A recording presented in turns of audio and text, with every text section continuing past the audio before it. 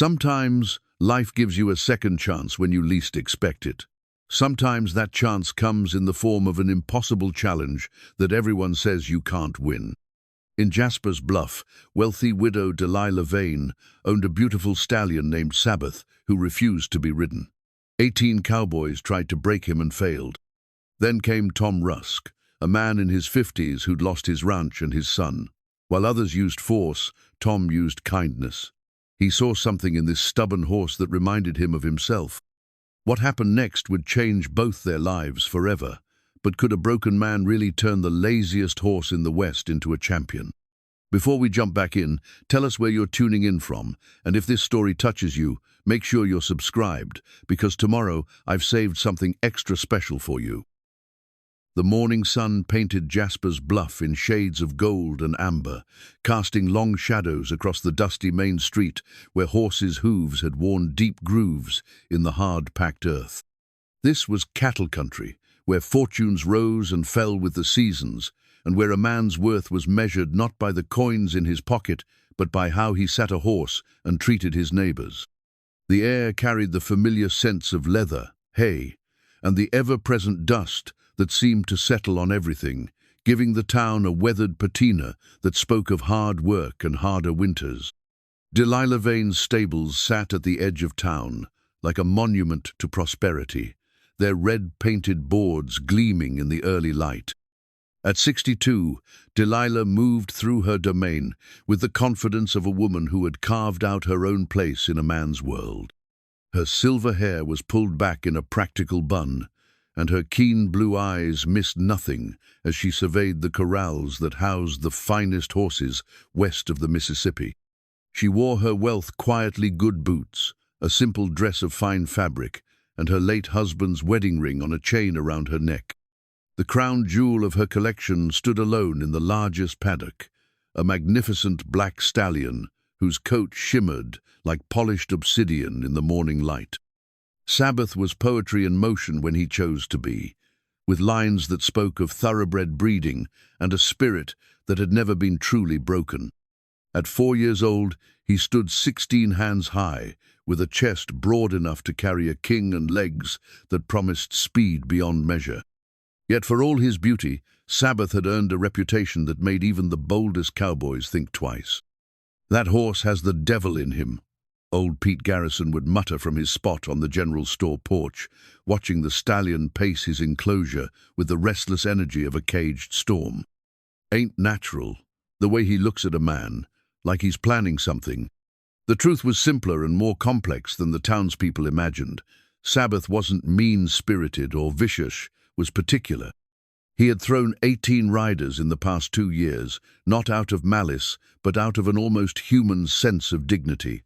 He seemed to weigh each cowboy who approached, finding them wanting in ways that only he understood.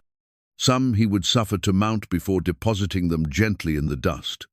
Others he would simply walk away from, as if their very presence offended his sensibilities. Tom Rusk had watched the 18th failure from the rail fence that bordered Delilah's property, his weathered hands gripping the top rail as another would-be horsebreaker limped away with wounded pride and a story that would grow in the telling. Tom understood something about wounded pride. At 54, he carried himself with the careful dignity of a man who had once stood tall, but had learned to bend before breaking entirely. His face was a roadmap of hard years lines, etched by sun and wind, grey stubble that he kept neatly trimmed, despite his reduced circumstances, and brown eyes that held depths of experience, both bitter and sweet. His clothes were clean but worn, patched in places with the careful stitches of a man who had learned to make do. The silver spurs on his boots were the only things about him that still gleamed, passed down from his father, and his father, before him a legacy of cowboy tradition that seemed increasingly out of place in the modern world. Tom lived in Mrs. Henderson's boarding house on Elm Street, a modest affair that catered to drifters and down-on-their-luck ranch hands. His room was small but spotless, containing little more than a narrow bed, a washstand, and a trunk that held the remnants of his former life. Among those remnants was a photograph of a young boy on a pinto pony, both smiling at the camera with the unconscious joy of a perfect summer day. The boy was his son Dany, though that photo was 15 years old now, and the distance between them felt like centuries. The loss of his ranch to debt and drought had cost Tom more than property. It had cost him his identity. For 30 years, the Rusk name had meant something in these parts. His spread had been modest, but well regarded, his horses known for their gentleness and good training. He had been a man of substance, someone whose word carried weight and whose opinion mattered at the monthly cattle association meetings. Now he swept floors at the saloon and mucked stalls for anyone who would pay him $1 a day. The work was honest, but it sat heavy on shoulders that had once borne the responsibility of his own land and his own future. He did the jobs without complaint, but sometimes, in the quiet moments before dawn, he would lie in his narrow bed and remember what it felt like to walk his own fence line, to plan for seasons that stretched ahead with possibility. Delilah had watched Tom from her kitchen window more than once, noting the way he moved among horses with a quiet confidence that the flashier cowboys lacked. There was something in his manner patient, respectful, unhurried, that reminded her of her late husband, Marcus. Marcus had been gone 5 years now, taken by a fever that no amount of money could cure, leaving her with more wealth than she could spend and a loneliness that money couldn't touch. The oil painting that dominated her parlor showed Marcus in his prime, astride his favorite horse with the Rocky Mountains rising behind them. He had been the kind of cowboy that songs were written about, brave, honest, skilled with rope and rifle alike. Their marriage had been one of equals, built on mutual respect and shared dreams. She had been more than his wife. She had been his partner in building something lasting in this unforgiving country. Marcus had always said that you could tell a man's character by how he treated animals and children, those who couldn't defend themselves or argue back. It was a philosophy that had guided Delilah's judgment of men for decades, and it was what made her notice Tom Rusk when others overlooked him.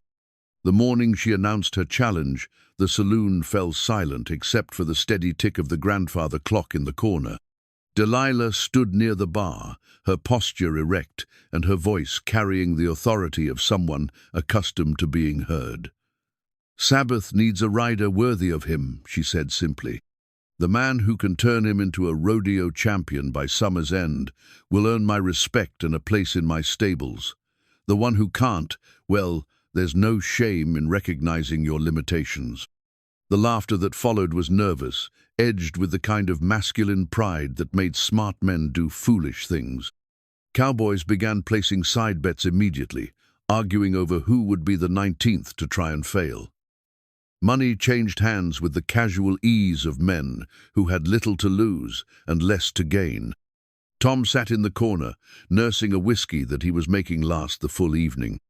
He had been thinking about leaving Jasper's Bluff, maybe heading north where the mining camps always needed men willing to work hard for steady pay. The idea of spending his remaining years in the company of rocks and strangers held little appeal, but it beat the slow erosion of dignity that came with each passing month in a place where everyone remembered what he used to be. But something in Delilah's challenge stirred something in his chest that he thought had died with his ranch. Perhaps it was the way she spoke of the horse, with respect rather than conquest in her voice. Perhaps it was the way Sabbath himself stood in his paddock, proud and unbroken, despite 2 years of failed attempts to claim him. Or perhaps it was simply the desperate need of a man who had nothing left to lose and everything to prove. When Tom stood and walked toward Delilah, the saloon's chatter died like a snuffed candle. His spurs rang against the wooden floor with each measured step, and his voice, when he spoke, carried the quiet confidence of a man who had made his decision. "Mrs. Vane," he said, touching the brim of his hat with old-world courtesy, "I'd like to try my hand with your Sabbath, if you'll have me." The silence stretched like a held breath, broken finally by someone's snort of laughter. But Delilah studied Tom's face with the intensity of a woman reading the fine print on a contract. She saw something there, that the others missed, a flicker of the man he had been, perhaps, or the shadow of someone he might yet become. "Very well, Mr. Rusk," she said formally. "You have until the annual rodeo in August. 3 months to make something of yourself and my horse." As Tom walked home through the cool night air, the weight of what he had committed to settled on his shoulders like a familiar yoke. Behind him, the saloon erupted in renewed conversation and wagers, most of them against his chances. Ahead of him lay the hardest challenge of his life, and perhaps his last chance at redemption. In her paddock, Sabbath lifted his magnificent head and watched the man with the quiet walk disappear into the darkness. Something in the horse's posture suggested that he, too, was waiting to see what the morning would bring. The sun hadn't yet cleared the eastern peaks when Tom arrived at Delilah's stables the next morning, carrying a canvas bag that contained the few tools of his trade currycombs, a hoof pick, and a length of soft cotton rope that his father had braided 40 years ago. The morning air was crisp with the promise of spring, and the sound of his boots on the gravel path seemed unnaturally loud in the pre-dawn stillness. Delilah emerged from the main barn, carrying a steaming cup of coffee, her grey hair already pinned back for the day's work. She wore practical clothes denim trousers and a cotton shirt that spoke of a woman who wasn't afraid to get her hands dirty despite her means. Her sharp eyes took in Tom's early arrival with obvious approval. Most men would have slept off the whiskey and shown up around noon with apologies and excuses, she said, offering him the cup. "I'm beginning to think I may have underestimated you, Mr. Rusk." Tom accepted the coffee gratefully, inhaling the rich aroma before taking a careful sip. It was better than anything he'd tasted in months. Real coffee beans, not the chicory mixture that was all he could afford at the boarding house. "My father taught me that a man's word is only as good as his first effort to keep it," he replied. "Figured I'd best start as I mean to continue." They walked together toward the large paddock where Sabbath stood, silhouetted against the lightening sky. The stallion was magnificent in the morning light, his black coat rippling over muscles that spoke of power held in careful check.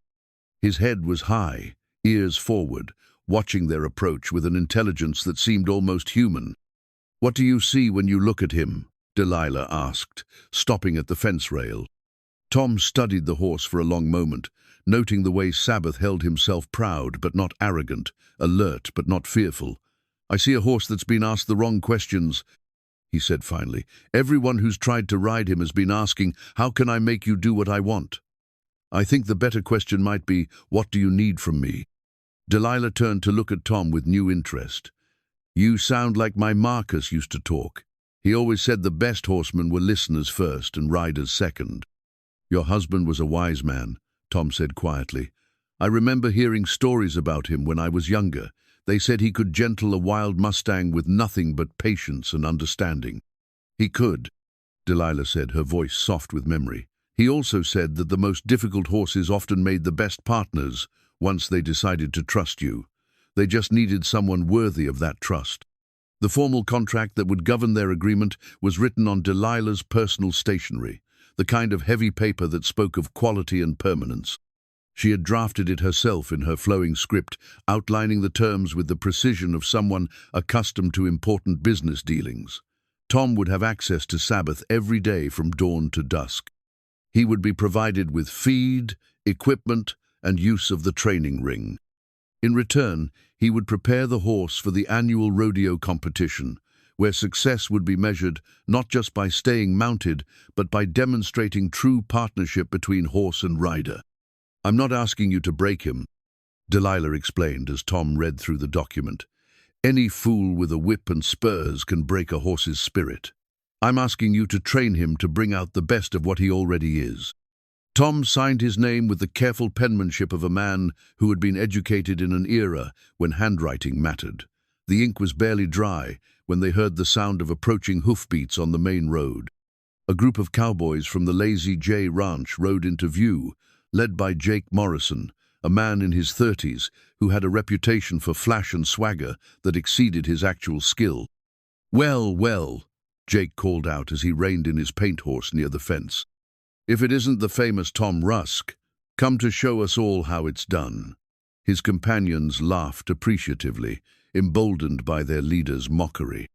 Jake was everything that Tom was not: young, cocky, dressed in expensive leather chaps, and a hat that had never seen honest work. He rode with the careless confidence of someone who had never truly failed at anything that mattered. His spurs were silver-plated, his belt buckle the size of a dinner plate, and his horse was trained to rear and prance on command for the admiration of saloon girls and impressionable young men. "Just aiming to do right by the horse," Tom replied evenly, not rising to the bait. "Right by the horse?" Jake's grin turned ugly. "Old man, that devil's put better riders than you'll ever be in the dirt. What makes you think you can succeed where real cowboys have failed?" Tom felt the familiar burn of anger in his chest, the kind that had gotten him into trouble in his younger days. But age and hard experience had taught him the value of choosing his battles carefully. "I guess we'll find out come August," he said simply. Jake's expression darkened at what he perceived as dismissal. "I tell you what, old-timer, when you're picking yourself up out of that paddock hand, you will remember that some of us tried to save you the embarrassment." The cowboys rode off in a cloud of dust and laughter, leaving Tom and Delilah standing by the fence. The morning's peaceful beginning had been shattered, replaced by the weight of public expectation and the certainty that his every move would be watched and judged. "Don't let them get under your skin," Delilah advised. "Jake Morrison is all hat and no cattle, as my Marcus used to say. He's never met a challenge he couldn't walk away from when the real work started." But Tom knew that Jake's words, however poorly motivated, contained a grain of truth. 18 skilled riders had tried and failed with Sabbath. What made him think he would be different? What did he possess that younger, stronger men lacked? The answer came to him as he climbed through the fence rails and entered Sabbath's paddock for the first time. The stallion watched his approach with ears pricked forward, nostrils flaring slightly as he took Tom's scent. There was no fear in the horse's posture, but there was wariness, the careful attention of a creature that had learned to expect disappointment from humans. Tom stopped 10 feet away and simply stood, making no move to approach closer. He had learned long ago that horses, like people, needed space to make their own decisions. Forcing the issue only led to resistance and mistrust. "Hello, Sabbath," he said quietly, his voice carrying the same tone he might use with a skittish child. "I'm Tom. I know you've had your fill of cowboys trying to climb on your back, and I don't blame you for being particular about the company you keep." The horse's ears swiveled forward, tracking the sound of Tom's voice. There was something in his dark eyes that spoke of intelligence and perhaps loneliness, the isolation of a creature that had been judged and found wanting by those who should have understood him better. "I've got nowhere else to be, and nothing better to do," Tom continued conversationally. "So I figure we might as well get to know each other. No hurry, no pressure, just two old souls trying to figure out what comes next." Sabbath took a tentative step forward, then stopped, as if testing Tom's reaction. When the man remained still and calm, the horse took another step, and then another, until they stood close enough that Tom could see his own reflection in the stallion's dark eyes. "That's it," Tom murmured. "Take all the time you need. I've got nothing but time these days." From the fence, Delilah watched this first encounter with growing amazement. She had seen 18 men enter that paddock with ropes and determination, only to leave with bruised egos and dusty clothes. Yet here was Tom Rusk, making no attempt to assert dominance or establish control, and Sabbath was responding like a flower turning toward the sun. The breakthrough moment came when Sabbath lowered his great head and blew softly through his nostrils, a horse's way of greeting a friend. Tom remained perfectly still, letting the warm breath wash over his shoulder, and when Sabbath didn't immediately pull away, he slowly raised his hand and rested it gently on the stallion's neck. The contact lasted only a few seconds before Sabbath stepped back, but it was enough. Tom had been accepted for consideration, admitted to the exclusive circle of humans worthy of the horse's attention. It was a privilege that 18 other men had been denied, and Tom understood the weight of the gift he had been given. "Well, I'll be..." Delilah breathed from her place at the fence. "Marcus always said you could tell everything you needed to know about a man by watching him with horses and children. Looks like Sabbath agrees." As the morning progressed, Tom established the routine that would govern their relationship. He made no attempt to rush the process, content to let Sabbath set the pace of their interaction. When the horse moved away, Tom gave him space. When he approached, Tom remained calm and welcoming. It was a dance as old as the partnership between man and horse, requiring patience, respect, and a willingness to earn trust rather than demand obedience. By noon, when the sun was high and hot, Tom had accomplished something that none of his predecessors had managed. He had spent 3 hours in Sabbath's company without being rejected, kicked, or bitten. It wasn't much by most standards, but it was a beginning, and beginnings were precious things to a man who had forgotten how to hope. The town's reaction was swift and predictable.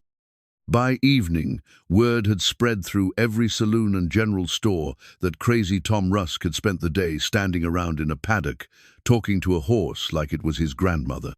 The betting odds, which had already heavily favored failure, shifted even further against him.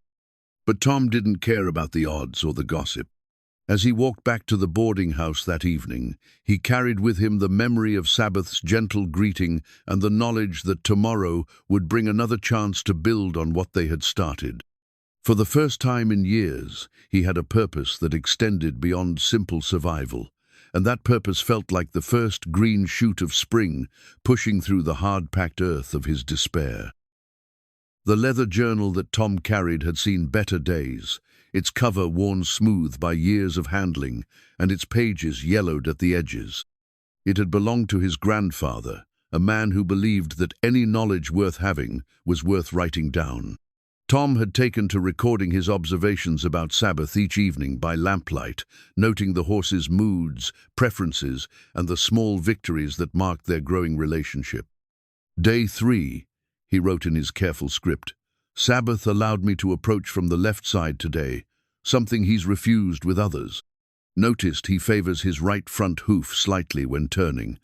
Not lame, just careful, will watch for signs of old injury.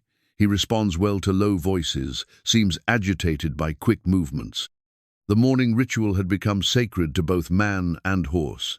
Tom would arrive before dawn with a thermos of coffee and a piece of bread saved from his meager breakfast.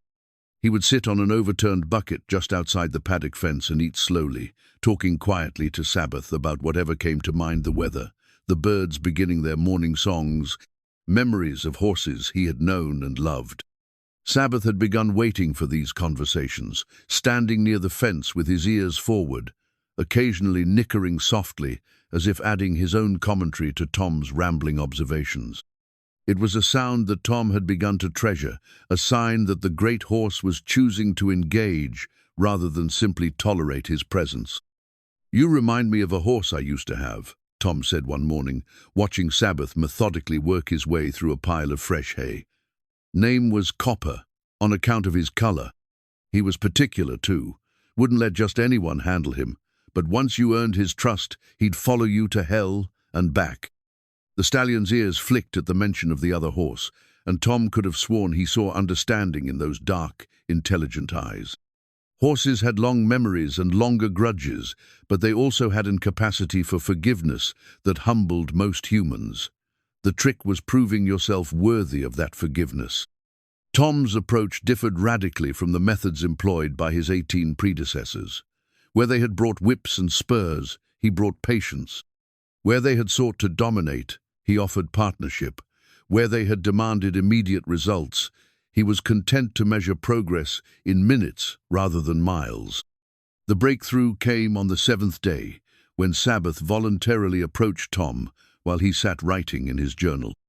The horse extended his great neck over the fence and blew warm breath on the pages, as if curious about the marks that seemed to hold Tom's attention so completely. "Want to know what I'm writing about you?" Tom asked softly, looking up into those liquid brown eyes. "I'm writing that you're smarter than most people I know, and twice as dignified. I'm writing that you've got good reason to be careful about who you trust." Tom's hand moved slowly, telegraphing his intentions long before he made contact with Sabbath's velvet muzzle. The horse allowed the touch, even leaning slightly into the gentle pressure of Tom's weathered palm. It was a moment of pure connection, unmarred by agenda or expectation. "There you are," Tom whispered, his voice thick with emotion he hadn't expected to feel. "There's my boy." From the kitchen window of her farmhouse, Delilah watched this daily drama with growing fascination. She had seen countless men work with horses over the years, but none with Tom's particular combination of patience and intuition. He seemed to understand that Sabbath's cooperation couldn't be taken, it could only be offered, and only to someone worthy of the gift. The townspeople's reaction to Tom's methods ranged from amusement to open derision. At the Silver Dollar Saloon, Jake Morrison held court most evenings, regaling anyone who would listen with exaggerated accounts of Tom's revolutionary technique of standing around doing nothing. "I swear on my mother's grave," Jake would say, his voice carrying across the smoke-filled room, "I saw the old fool reading to that horse like it was his Sunday school class. Next thing you know, he'll be tucking it in with a bedtime story." The laughter that followed was cruel and cutting, but it bothered Tom less than it might have in his younger days. He had learned the hard way that other people's opinions carried no weight when measured against the quiet satisfaction of work done well. Still, the mockery stung, particularly when it came from men who had never faced the kind of loss that had brought him to this point. The physical demands of working with Sabbath were beginning to take their toll on Tom's aging body. His back, damaged by years of hard ranch work and a particularly bad fall from a green bronc in his 40s, ached constantly now. The standing, bending, and careful movements required by his gentle approach left him exhausted by evening, forcing him to rely on the hot baths that Mrs. Henderson grudgingly allowed her boarders to take twice a week. "You're pushing yourself too hard," she observed one evening as Tom limped through the front door, his face grey with fatigue. "That horse isn't worth crippling yourself over." But Tom knew better. Sabbath was worth every ache, every sleepless night, every moment of doubt that plagued him in the small hours before dawn. The horse represented something precious that Tom had thought lost forever, the possibility of redemption, of proving that he was still capable of something meaningful. The memories came unbidden during the quiet hours he spent with Sabbath, triggered by the familiar sounds and smells of the stable. He remembered teaching his son Dany to ride on a gentle mare named Buttercup, his small hands barely able to grip the reins while his father walked alongside, one protective hand always ready to steady the boy if he faltered. Dany had been 7 then, all knees and elbows and unbridled enthusiasm for anything that moved faster than his own legs could carry him. He had possessed his father's natural seat and his mother's fearless spirit, a combination that had made him a joy to watch and a terror to worry about. "Hold your heels down, son," Tom had coached gently, the same words he now found himself repeating to Sabbath as he slowly introduced the concept of accepting human direction. "Feel the horse beneath you. Let him know you're listening to what he's trying to tell you." Those had been golden days, when the future stretched ahead like an endless summer, and every sunset promised tomorrow would bring new adventures. Tom's ranch had been modest but profitable then, his reputation solid, his family intact. He had been a man of substance, someone whose opinion mattered at the Cattlemen's Association meetings and whose handshake was as good as any contract. The loss of it, all ranch, reputation, relationship with his son had happened gradually, then suddenly. The drought that lasted 3 years running, the drop in cattle prices, the bank loans that seemed reasonable at the time, but compounded into impossible obligations. He had fought to save everything, sacrificing first his comfort, then his pride, and finally his hope. Dany, grown to manhood and disgusted by his father's failures, had left for opportunities back east, his goodbye, coldly polite and seemingly final. The ranch had gone to the bank, the cattle sold at auction, the horses dispersed to whoever would take them. Tom had been left with nothing but his father's spurs and a lifetime of skills that seemed increasingly worthless in a changing world. But now, standing in Sabbath's paddock, with the morning sun warming his shoulders, Tom felt the first stirring of something he had thought dead forever. It wasn't hope exactly, that would be too much to ask. But it was possibility, the sense that perhaps his story wasn't finished after all. Sabbath seemed to sense the shift in Tom's mood, stepping closer and resting his great head against the man's shoulder in a gesture of comfort that was purely instinctive. Horses were sensitive to human emotion in ways that most people never realized, capable of offering solace without words or judgment. "You understand, don't you, boy?" Tom murmured, his hand finding the sweet spot behind Sabbath's ears that made the horse's eyes half close with pleasure. "You know what it's like to have folks expect things from you that you're not ready to give." The first real test came at the end of the second week, when Tom decided to introduce a lead rope to their daily routine. He had been working up to this moment gradually, letting Sabbath become accustomed to his touch, his voice, his presence in the paddock.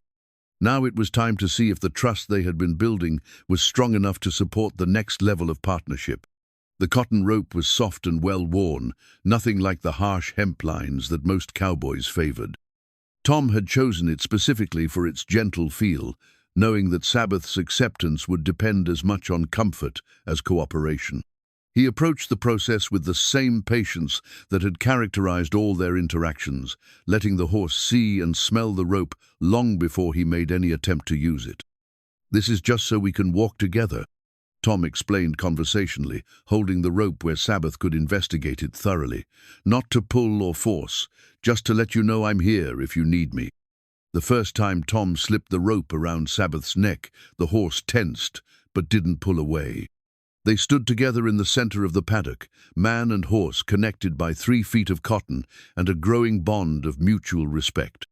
When Tom took a step forward, Sabbath followed not because he had to, but because he chose to. The rope halter that Tom crafted for Sabbath was a work of art born from necessity and love. Using techniques his grandfather had taught him as a boy, he braided soft cotton fibers into a pattern that would distribute pressure evenly across the horse's head, never pinching or binding even under stress.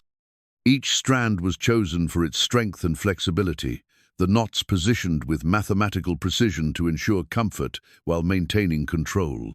He worked on it during the long evenings in his boarding house room, his weathered fingers moving with the muscle memory of decades spent working with leather and rope. Mrs. Henderson would sometimes pause outside his door, listening to the quiet sounds of his labortha, whisper of cotton against cotton, the occasional satisfied grunt when a particularly complex section came together properly. "Waste of good rope," she muttered to herself, but Tom caught the softness in her voice that suggested she didn't entirely believe her own words. The halter represented more than just a training tool. It was a symbol of the partnership that Tom hoped to build with Sabbath. Every twist and turn of the rope carried his intention to create something that would serve the horse's comfort as much as his own needs. When he finally held the completed piece up to the lamplight, examining each knot for imperfections, he felt a satisfaction that had been missing from his life for years. Tom's background began to emerge during his increasingly frequent conversations with Delilah, usually conducted across the fence rail while Sabbath grazed peacefully nearby. These talks had a quality of confessional about them, as if the weight of his failures had finally found someone strong enough to bear witness to them. "I had a spread up near Eagle Creek," he told her one morning, his eyes distant with memory. "Nothing fancy, mind you, but it was mine. 300 acres of good grass, a creek that ran year-round, and a house that my granddad built with his own hands." Delilah listened without judgment, recognizing in Tom's voice the particular pain that came from losing something precious. She had known that pain herself when Marcus died, the sense that the world had shifted beneath her feet in ways that could never be corrected. "What happened?" she asked gently, though she suspected she already knew. The story was depressingly common in these parts: drought, debt, and the cruel mathematics of ranching that could destroy a lifetime's work in a matter of seasons. Tom's laugh was bitter but not angry. The usual: 3 years without decent rain, cattle prices fell through the floor, and the bank decided they'd rather have the land than wait for better times. "I fought it for as long as I could, borrowed against everything I owned and some things I didn't. But you can't ranch on hope and stubbornness forever." The loss of his ranch had been only the beginning of Tom's troubles. His wife, Sarah, never entirely comfortable with the isolation and uncertainty of ranch life, had seen the financial crisis as an opportunity to pursue the more stable existence she had always craved. The divorce had been civil but devastating, dividing not just their assets but their shared history in ways that left both feeling diminished. Worse still had been the estrangement from Dany, his only son and the heir to generations of Rusk ranching tradition. Dany had been in his final year at college when the ranch failed, preparing for a career in agricultural engineering that would have served him well in the changing world of modern ranching. But the shame of his father's failure and the dissolution of his parents' marriage had soured him on everything connected to the land.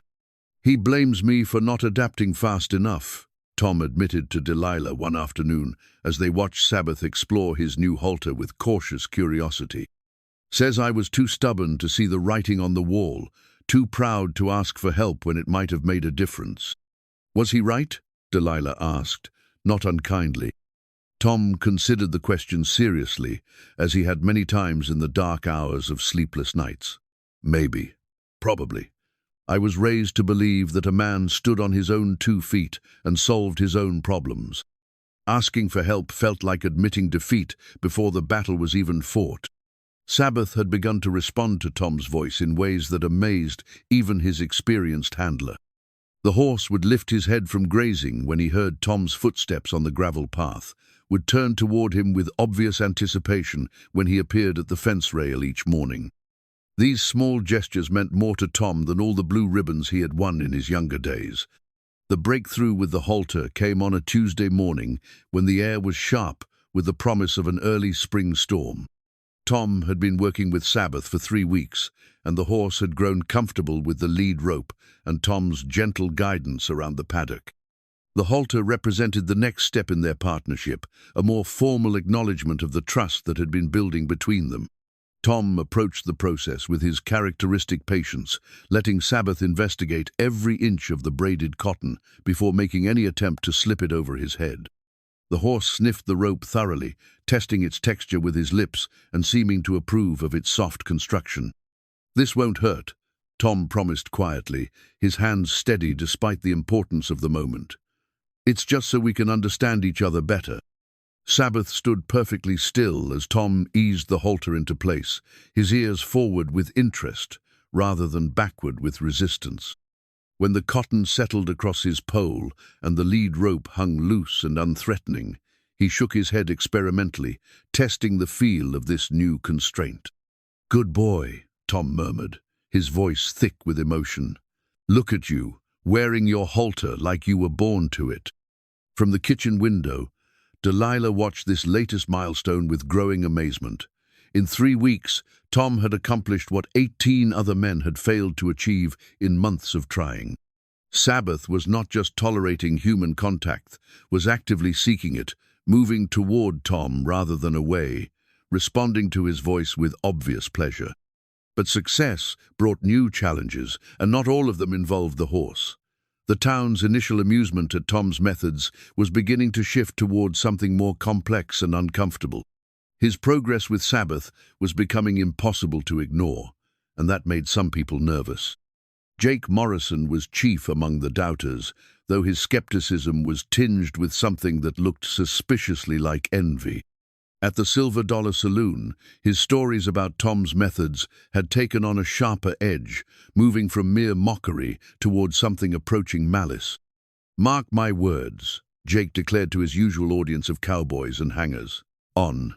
"That old fool is using some kind of tricks. Nobody gentle trains a horse that's put 18 good men in the dirt without resorting to witchcraft or worse." The accusation was absurd, but it found fertile ground among men who were uncomfortable with the idea that patience might accomplish more than force, that understanding could prove more powerful than dominance. The suggestion that Tom's success somehow diminished their own abilities as horsemen was particularly galling to those who prided themselves on their rough-and-ready approach to breaking horses. Tom became aware of the changing mood gradually through sideways glances and conversations that stopped when he entered a room.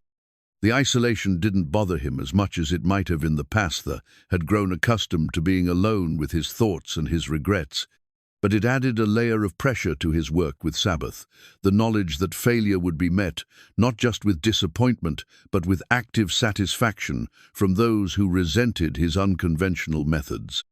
The first major setback came without warning on a Thursday afternoon when spring's first thunderstorm rolled across the valley like a grey-black freight train. Tom had been working with Sabbath in the round pen, practicing simple commands and building their communication through gentle repetition of basic exercises. The storm struck with the sudden violence that characterized mountain weather, transforming a pleasant afternoon into a maelstrom of wind, rain, and splitting thunder. Lightning crackled across the darkened sky in jagged white lines, and the air itself seemed to vibrate with electrical energy. Sabbath, who had been calm and responsive moments before, transformed into something wild and terrified. His eyes rolled white with panic, and his body trembled with the ancient fear that connected him to his Mustang ancestors. The carefully built trust of 3 weeks seemed to evaporate in an instant, replaced by the primal need to run from danger. Tom found himself facing a 1,300-pound animal in the grip of pure panic, with nothing but a cotton rope and his own experience to keep the situation from turning deadly. The horse reared and plunged, fighting against the halter that moments before had been a symbol of partnership, but now felt like a trap. "Easy, boy," Tom called out, his voice barely audible above the storm's fury. "It's just noise, can't hurt you, I'm here." But his words seemed to have no effect on the terrified horse. Sabbath's panic was complete and consuming, wiping out weeks of patient progress in a matter of minutes. When the worst of the storm passed, and the horse finally stood still, sides heaving and sweat darkening his black coat, Tom knew that they were back where they had started, maybe worse. That evening, as he sat in his small room listening to the rain drum against the window, Tom wrote in his journal with hands that trembled slightly from exhaustion and disappointment. Setback today. Storm spooked Sabbath badly. 3 weeks of progress lost in 10 minutes. We'll start over tomorrow. Always start over tomorrow. The words were as much a promise to himself as they were an observation about the horse. Starting over had become the theme of his life, and he was beginning to understand that maybe that wasn't entirely a bad thing. Every new beginning carried with it the possibility of doing better, of learning from past mistakes, of finding a different path to the same destination. Outside his window, the storm was finally moving on, leaving behind the clean smell of rain-washed air and the distant rumble of thunder fading into the eastern mountains. Tomorrow would bring new challenges, but it would also bring new opportunities. Tom closed his journal and prepared for sleep, knowing that in a few hours he would once again walk the gravel path to Sabbath's paddock, ready to begin the slow work of rebuilding trust that had been 3 weeks in the making and 10 minutes in the breaking. The letters from Tom's son Dany had arrived sporadically over the years, each one carried in Tom's shirt pocket until the paper grew soft with handling and the creases threatened to separate entirely. He had never opened them, not the first one that came 6 months after Dany left for Chicago, not the subsequent ones that arrived on birthdays and holidays with mechanical regularity. They lay now in his trunk at the boarding house, a small stack of unopened possibilities that represented both his deepest regret and his most fragile hope. The morning after the thunderstorm setback, Tom arrived at Sabbath's paddock to find the horse standing as far from the gate as the enclosure would allow. His dark eyes wary, and his posture suggesting that the previous day's panic had undone more than just their training progress. It had damaged the fundamental trust that had been so carefully constructed over weeks of patient interaction. "I know, boy," Tom said quietly, making no move to enter the paddock. "Yesterday was scary for both of us, but we got through it together, and that has to count for something." He settled onto his familiar overturned bucket and began the slow process of rebuilding what the storm had torn down. It was work that required a patience beyond ordinary human endurance, the willingness to start from the beginning as many times as necessary until the lesson finally took hold. Tom had learned that kind of patience from his failures as much as his successes, understanding that true progress often looked like standing still, to those who measured achievement in quick victories. Sabbath watched from his safe distance, ears flicking forward and back as he processed Tom's quiet presence. The horse was torn between the memory of partnership and the more recent experience of terror, unsure which version of reality he could trust. It was a conflict that Tom understood better than most, having spent years navigating the gap between what he had been and what he feared he had become. The breakthrough came not through any particular technique or strategy, but through the simple persistence of showing up every day with the same gentle intentions.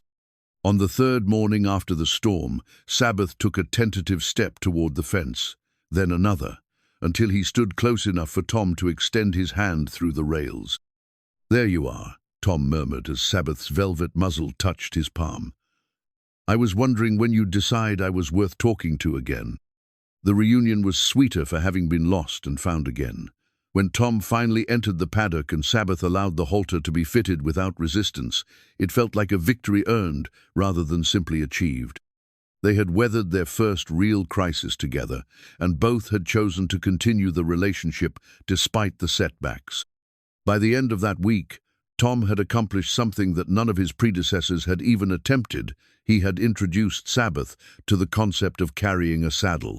The process had taken days of careful preparation, starting with a saddle blanket draped across the horse's back, while Tom maintained a constant stream of reassuring conversation. "This is just clothing," Tom explained as Sabbath investigated the unfamiliar weight with nervous sidesteps. "Nothing to be afraid of. Lots of horses wear saddles. It's like a comfortable chair that moves with you." The saddle itself was Tom's own, a working cowboy's tool rather than the ornate showpieces favored by men like Jake Morrison. The leather was weathered to a soft brown patina, molded by years of hard use into shapes that spoke of long days and longer rides. It had been one of the few possessions Tom had refused to sell when the ranch failed, though he hadn't been entirely sure why at the time. Sabbath's acceptance of the saddle marked a turning point in their relationship and in Tom's growing reputation around Jasper's Bluff. Word spread quickly that the old cowboy had actually managed to saddle the infamous black stallion without getting himself killed in the process. The news was received with varying degrees of amazement, skepticism, and resentment, depending on the audience. Delilah's reaction was unqualified admiration, mixed with a growing personal interest in the man who was proving himself worthy of her late husband's memory. She found herself looking forward to their morning conversations with an anticipation that had nothing to do with Sabbath's training and everything to do with Tom's quiet wisdom and gentle humor. "Marcus would have liked you," she told him one morning as they watched Sabbath investigate a new piece of equipment with careful curiosity. "He had the same way of listening to horses that you do. Said they told him everything he needed to know, if he just paid attention." Tom felt a warmth at the comparison that went beyond simple professional pride. Marcus Vane had been a legend in these parts, the kind of horseman that other horsemen spoke of with hushed respect. To be mentioned in the same breath was an honor that Tom had stopped believing he deserved. "I'd like to think so," he replied carefully. "From what I've heard, he was the kind of man this country needs more of." Their conversations had begun to range beyond horses and training, touching on subjects that revealed the depth of both their experiences and their loneliness. Delilah spoke of the challenges of managing a successful business while maintaining her independence in a world that still preferred women to be quietly supportive rather than actively successful. Tom shared his regrets about the choices that had cost him his family and his legacy, though he was careful never to sound as though he was asking for pity. "Do you ever think about trying to contact your son?" Delilah asked one day, the question arising naturally from their discussion of family and forgiveness. Tom's hand went unconsciously to his shirt pocket, where Dany's latest letter rested against his heart like a talisman he was afraid to examine too closely. "Every day," he admitted, "but I'm not sure what I'd say to him. Sorry I lost everything you were supposed to inherit." Doesn't seem like much of a conversation starter. "Maybe he's not looking for apologies," Delilah suggested gently. "Maybe he's just looking for his father." The idea was both terrifying and seductive, carrying with it the possibility of redemption but also the risk of final rejection. Tom had grown accustomed to living with the pain of separation. He wasn't sure he could survive having the door closed permanently. As Sabbath's training progressed, so did the challenges that came with success. Jake Morrison's resentment had metastasized into something approaching obsession, fueled by the daily evidence that Tom's unconventional methods were producing results that traditional horse-breaking techniques had failed to achieve. Jake's companions at the Silver Dollar had begun to drift away, uncomfortable with the increasingly bitter tone of his complaints. "It ain't natural," Jake insisted to anyone who would listen. "A horse like that don't just roll over and play nice without there being something wrong with the man handling him. Mark my words, there's trickery involved, or worse." The accusations were becoming more specific and more dangerous, moving from general skepticism towards suggestions of actual wrongdoing. Jake had begun to hint that Tom might be using drugs or other artificial means to calm Sabbath, implications that could destroy not just Tom's reputation, but his safety if they were believed by the wrong people. Tom became aware of the growing hostility gradually, through changed attitudes and suspicious glances that followed him through town. The isolation didn't surprise him. He had learned to expect rejection as the natural state of his existence. But it added a layer of urgency to his work with Sabbath, knowing that his success would need to be overwhelming and obvious to overcome the doubts that were being systematically planted in the community's mind. The physical demands of training were taking an increasing toll on his aging body. His back, already damaged by decades of ranch work, was protesting the long hours spent bending and stretching to accommodate Sabbath's needs. Some mornings, Tom could barely rise from his narrow bed, relying on hot coffee and sheer determination to carry him through another day of careful, patient work. Mrs. Henderson had begun leaving bottles of liniment outside his door, a gesture of concern that she would never admit to making. The bottles appeared without comment or acknowledgement, but Tom understood the kindness behind them and was grateful for this small evidence that someone in his increasingly hostile world still cared about his welfare. The breakthrough moment came on a Tuesday morning, 6 weeks into their partnership, when Tom finally climbed into Sabbath's saddle for the first time. The horse stood perfectly still as Tom's weight settled into the familiar leather, his ears forward with attention rather than backward with resistance.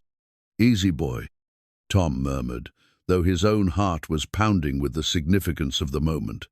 "Just like we've been practicing, nothing different except I'm up here with you now."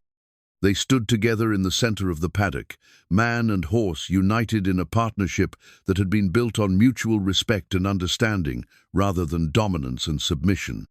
When Sabbath took his first tentative steps with Tom on his back, it was not because he had been broken, but because he had chosen to cooperate. From her kitchen window, Delilah watched this milestone with tears in her eyes, understanding better than most what it meant for both participants. She had seen her share of horse training over the years, but never anything that looked quite like this, a collaboration between equals rather than a contest of wills. The successful first ride marked the beginning of a new phase in their relationship, one that would test not just their partnership, but Tom's ability to withstand the increasing pressure from those who resented his success.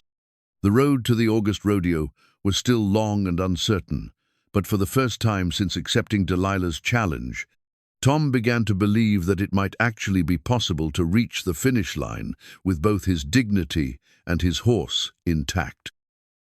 The small silver trophy sat on Tom's windowsill like a monument to better days, its once bright surface now tarnished with age, but still bearing the inscription that had made his heart swell with pride 20 years ago. Dany Rusk, Junior Champion, Jasper County Fair 1885. The boy in his memory had been all elbows and excitement that day, his gap-toothed grin wide enough to split his face as he clutched the trophy with hands that barely seemed large enough to hold it. Tom had carried that trophy through every move, every setback, every moment when the weight of his failures threatened to crush what remained of his hope. It represented not just his son's achievement, but his own success as a father, proof that he had once been capable of nurturing something precious into bloom. Now it served as a daily reminder of everything he had lost, and perhaps if he was very careful and very lucky everything, he might yet have a chance to redeem. The unexpected arrival of Dany Rusk in Jasper's Bluff came on a Wednesday morning in late May, when the spring air was sweet with the scent of wildflowers and the promise of summer lay just beyond the horizon. Tom was in Sabbath's paddock, working on the subtle communication that would be essential for their success in the rodeo ring. When he heard the sound of wagon wheels on gravel and looked up to see a familiar figure climbing down from the Denver stage. At 32, Dany had grown into the kind of man that Tom had always hoped he would become, tall and straight-backed, with intelligent eyes and hands that spoke of honest work. He wore the clothes of a successful businessman, well-tailored but not flashy, and carried himself with the quiet confidence that came from knowing his own worth. But there was something in his posture as he stood in the dusty street, looking toward his father with an expression that mixed longing with old anger, that reminded Tom of the uncertain boy he had once been. "Hello, Pa," Dany said simply, his voice carrying across the paddock with a formality that cut deeper than any curse could have. Tom's hands stilled on Sabbath's reins, his heart suddenly pounding with a mixture of joy and terror that left him momentarily speechless. He had dreamed of this moment countless times, but in his imagination it had always been different, easier, somehow. Without the weight of accumulated failures and unspoken recriminations that now hung between them like morning fog. "Dany," he managed finally, his voice rough with emotion. "You're looking well. Chicago's been good to you." The conversation that followed was careful and stilted, full of the polite exchanges that strangers might make, rather than the easy communication of father and son. Dany had come west on business, something to do with railroad contracts and shipping arrangements, but Tom suspected that professional obligations were not the only reason for the journey. The painful history between them emerged gradually over the following days, revealed in fragments during encounters that felt simultaneously natural and forced. Dany's anger about the past had not diminished with time or distance. If anything, it had crystallized into something harder and more enduring than the hot rage of youth. "You gave up," Dany said bluntly during one of their awkward conversations, the words falling between them like stones into still water. "When things got difficult, when the drought came and the prices fell, you just gave up. Ma saw it first, but I saw it too. You stopped fighting for what mattered." The accusation stung because it contained enough truth to be devastating. Tom had given up, in the end. Not all at once, but gradually, in small surrenders and compromises that seemed reasonable at the time but added up to the complete abandonment of everything he had sworn to protect. He had let the ranch slip away, let his marriage dissolve, let his son walk out of his life rather than fight for what could have been salvaged. "You're right," Tom admitted quietly, the words harder to speak than any he had ever uttered. "I stopped believing I could win, so I stopped trying. That's on me, not on the drought or the bank or anybody else." The honesty seemed to catch Dany off guard, as if he had been prepared for excuses and self-justification, but not for the simple acknowledgement of failure. His anger wavered for a moment, revealing glimpses of the hurt and disappointment that lay beneath it like bedrock beneath topsoil. But forgiveness, Tom was learning, could not be rushed any more than trust could be forced. Dany's visit stretched from days into a week, then two, as he found reasons to delay his return to Chicago. He rented a room at the hotel rather than staying with his father, maintaining a physical distance that reflected the emotional gap that still yawned between them. During this time, Sabbath's training continued with the methodical precision that had characterized it from the beginning. The horse had progressed to accepting not just the saddle, but the full range of equipment that would be required for the rodeo competition: spurs, chaps, the specialized gear that marked the difference between a casual rider and a serious competitor. Dany watched these sessions with the critical eye of someone who had grown up around horses and understood the subtleties of good horsemanship. Despite his resentment toward his father, he could not help but be impressed by the partnership that had developed between the difficult stallion and the patient man who had somehow earned his cooperation. "That's quite a horse," Dany observed one morning, leaning against the fence rail as Tom put Sabbath through a series of exercises designed to test their communication and coordination. "He's special," Tom agreed, his attention focused on the subtle signals that passed between him and the stallion. "Took me a while to understand what he needed, but once we figured each other out, everything else started falling into place." There was something in his father's voice when he spoke about the horse that Dany remembered from his childhood, a quality of attention and respect that had once been directed toward him. The memory was painful and sweet at the same time, a reminder of what they had shared before pride and circumstance drove them apart. Delilah had been observing the family drama with the wisdom of someone who understood both love and loss. She began to make subtle efforts to bring father and son together, inviting them both for meals and creating opportunities for conversation that might not have occurred naturally. "Your father talks about you all the time," she told Dany during one of these carefully orchestrated encounters. "He's proud of what you've accomplished in Chicago, proud of the man you've become." "He has a strange way of showing it," Dany replied, but his tone lacked the bitter edge that had characterized his earlier comments about his father. "Pride makes fools of us all sometimes," Delilah said gently. "The question is whether we're brave enough to admit when we've been wrong." The relationship between Tom and Delilah had been deepening throughout the spring, moving gradually from professional cooperation toward something more personal and complex. Their morning conversations had become the highlight of both their days, offering a respite from loneliness that neither had fully acknowledged until it began to be filled. Tom found himself looking forward to these talks, with an anticipation that had nothing to do with Sabbath's training and everything to do with the woman whose intelligence and warmth had begun to heal wounds he had thought permanent. Delilah, for her part, discovered in Tom's quiet strength and gentle wisdom qualities that reminded her why she had fallen in love with her husband while being uniquely his own. "Do you ever think about the future?" she asked him one morning as they watched Sabbath demonstrate the latest skills he had mastered. "I try not to," Tom admitted. "The future's been nothing but disappointment for so long that I've gotten in the habit of just focusing on today." "Maybe it's time to change that habit," Delilah suggested quietly. The physical challenges of training were becoming increasingly difficult to ignore. Tom's back problems, already severe, were being aggravated by the long hours in the saddle and the constant need to maintain perfect posture while working with Sabbath. Some mornings, the pain was so intense that he could barely mount the horse, relying on willpower and carefully rationed doses of laudanum to carry him through his daily sessions. Dany began to notice his father's struggles, seeing past the careful facade to the genuine suffering beneath. The observation stirred emotions that he had thought safely buried under years of resentment, concern, protectiveness, and the remnants of love that had never entirely disappeared despite everything that had happened between them. "You're hurting," Dany said, after watching Tom gingerly dismount from a particularly challenging training session. "Nothing I can't handle," Tom replied automatically, the denial coming as naturally as breathing. "That's what you always said," Dany observed, "right up until you couldn't handle it anymore." The comment hung in the air between them, heavy with implication and old pain. But this time, instead of walking away from the conversation, Dany stayed.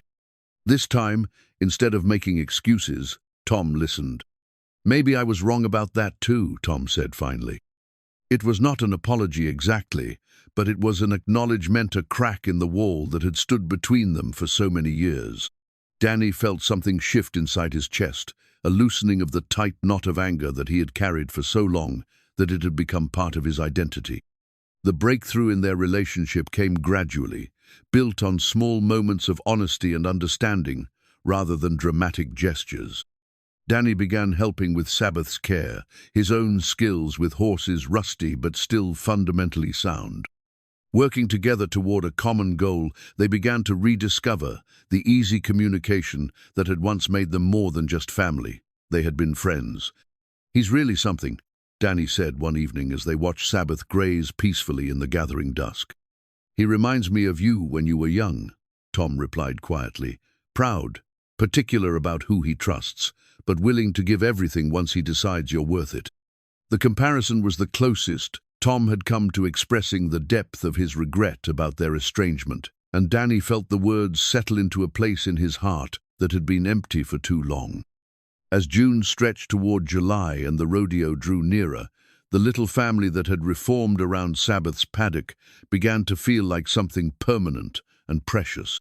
Tom's success with the horse had given him back more than his confidence. It had given him back his son, and perhaps, if he was very fortunate, a future that looked nothing like his past, but everything like hope.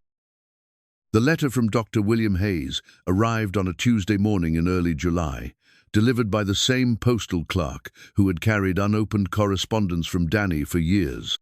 But this envelope bore the official letterhead of the Jasper's Bluff medical practice, and Tom's hands trembled slightly as he broke the wax seal, already knowing in his heart that the news would not be what he wanted to hear. The diagnosis was written in the precise, clinical language that doctors used when they needed to deliver devastating information without allowing emotion to cloud their professional judgment. Degenerative disc disease, the letter explained, complicated by compression fractures in 3 vertebrae and inflammation of the spinal cord that was causing progressive nerve damage.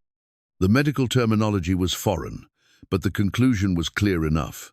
Continued riding would likely result in permanent paralysis and possibly death if the damaged discs shifted far enough to sever his spinal cord completely. Tom read the letter 3 times, each reading making the reality more inescapable. Dr. Hayes recommended immediate cessation of all horseback riding activities, complete bed rest for at least 6 weeks, and consideration of experimental surgical procedures that offered, at best, a 50% chance of stabilizing his condition without guaranteeing any improvement in his current symptoms. The irony was not lost on him. Just when he had found something worth fighting for again, just when his relationship with Dany was beginning to heal and his partnership with Sabbath was approaching perfection, his own body was betraying him in the most fundamental way possible. The horse that represented his last chance at redemption might also be the instrument of his destruction. He sat in his small room at the boarding house for nearly an hour, the letter lying open on the rough wooden table, while he stared out the window at the mountains that had defined his entire life. Those peaks had watched him grow from boy to man, had witnessed his successes and failures, had remained constant while everything else in his world shifted and changed. Now they would outlive him, as they had outlived everyone he had ever known or would know. The sound of footsteps in the hallway broke him from his reverie. Mrs. Henderson was making her morning rounds, checking on her tenants with the gruff affection that passed for maternal care in her establishment. Tom folded the letter carefully and slipped it into his jacket pocket, next to the most recent correspondence from Dany that he still had not found the courage to open. The morning training session with Sabbath proceeded normally, though Tom found himself hyper-aware of every twinge in his back. Every moment when his balance shifted in ways that might have gone unnoticed before, but now carried the weight of potential catastrophe. The horse seemed to sense his distraction, performing the required exercises with less enthusiasm than usual, and occasionally turning his great head to study his rider with dark, intelligent eyes. "Something's bothering you today?" Delilah observed from her position at the fence rail. She had developed an uncanny ability to read Tom's moods, a skill that came from weeks of careful attention and growing affection. Tom dismounted carefully, trying not to wince as the movement sent a sharp spike of pain up his spine. "Just thinking about the rodeo," he said, which was true enough without being complete. "Getting close now makes a man nervous." But Delilah had not survived as a businesswoman in a man's world by accepting easy explanations when deeper truths were available.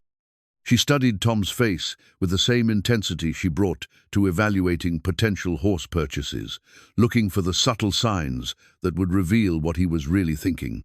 "Tom Rusk," she said finally, her voice carrying the authority of someone who expected to be obeyed.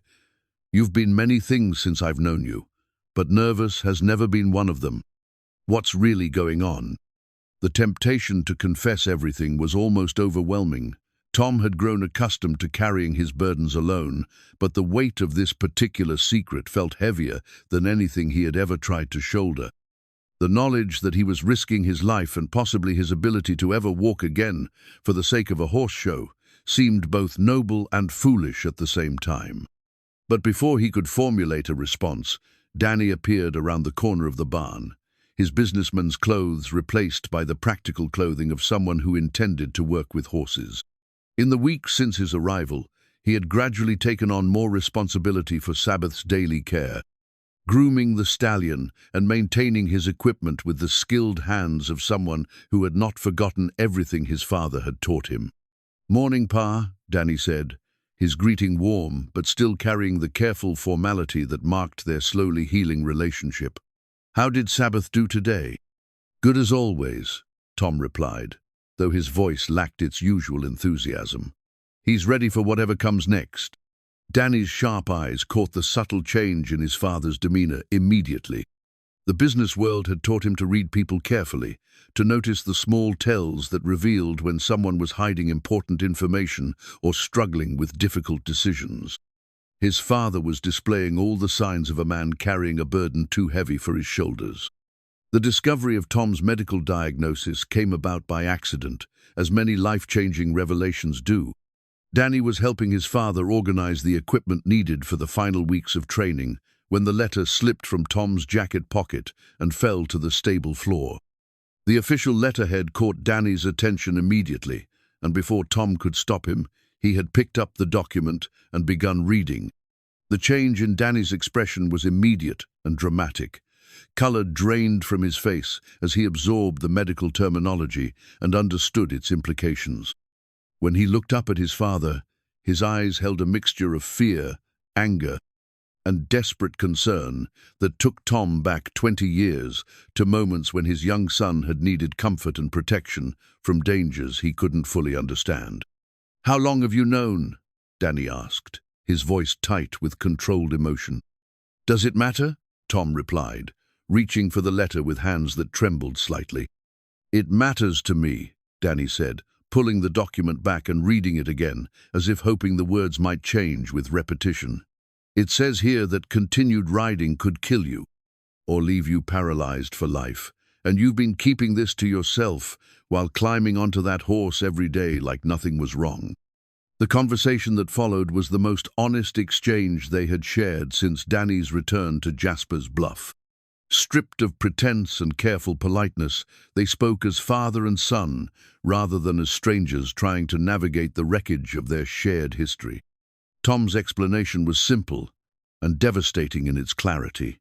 He had spent years feeling like a failure, watching everything he had built crumble away until nothing remained but regret and empty days. Sabbath represented his last chance to prove that he was still capable of something meaningful, still worthy of respect and perhaps even love. The risk to his life seemed small compared to the certainty of spending his remaining years as a broken old man whose best days were behind him. "You're not the same man who lost the ranch," Dany argued, his voice passionate with conviction. "I've seen you with that horse. I've watched you build something beautiful from nothing but patience and understanding. You don't need to risk everything to prove you're worthy." But Tom's decision had been made with the same quiet determination that had characterized his entire approach to training Sabbath. He would continue with the rodeo preparation, accepting the risks because the alternative, giving up when success was finally within reach, felt like a betrayal of everything he had worked to become. "Maybe that's what courage looks like for men like me," he said quietly, "not charging into battle with guns blazing, but standing up when standing up might cost you everything." The news of Tom's condition spread through their small circle with the speed of a prairie fire. Delilah's reaction was immediate, and forceful. She offered to release him from their agreement immediately, arguing that no horse, no matter how special, was worth risking a human life. "You can't ask me to be the reason you die," she said, tears streaming down her face as she spoke. "I won't carry that weight. I won't let you sacrifice yourself for my foolish pride." But Tom's response surprised everyone, including himself. The prospect of death or paralysis, rather than making him more cautious, had instead clarified what truly mattered to him. He was not doing this for Delilah or for the townspeople who doubted him, or even for his own wounded pride. He was doing it for the relationship he had built with Sabbath, for the trust that connected them, and for the man he had discovered himself to be in the process of earning that trust. "I'm not sacrificing myself," he explained to the small group gathered in Delilah's parlor, his son, the woman he was learning to love, and the memory of his late husband that seemed to hover over all their discussions. "I'm finally living up to the promises I made, to Sabbath, to you, and to myself." Dany's pleading was the hardest to resist because it came from love rather than fear. His son, who had spent years angry at his father's failures, was now terrified of his father's courage. The irony was not lost on any of them, but it did nothing to make the situation easier to bear. "Don't you see?" Dany said desperately. "I just got you back. I can't lose you again, especially not like this." The reconciliation between father and son had been one of the unexpected gifts of Tom's journey with Sabbath, but now it was being threatened by the very circumstances that had made it possible.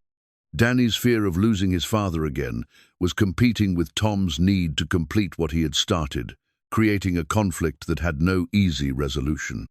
Tom's decision to continue training despite the medical risks represented more than simple stubbornness or masculine pride.